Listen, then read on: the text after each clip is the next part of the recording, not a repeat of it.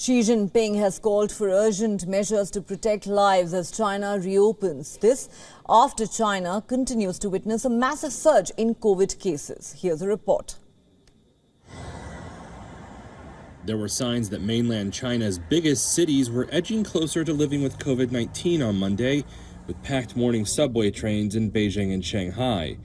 People mostly stayed home in the weeks after China scrapped its ruthless zero COVID restrictions as they tried to avoid the disease or dealt with an infection.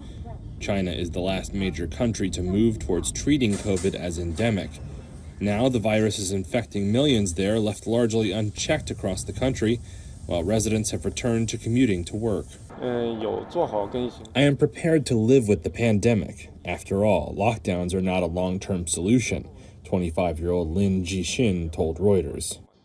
Shanghai's streets in particular, even with just a handful of cars on the road, were a sharp contrast to April and May. That's when the city endured a strict and bitter lockdown, and hardly anyone went outside. China had reported no new COVID deaths for the 6 days through Sunday.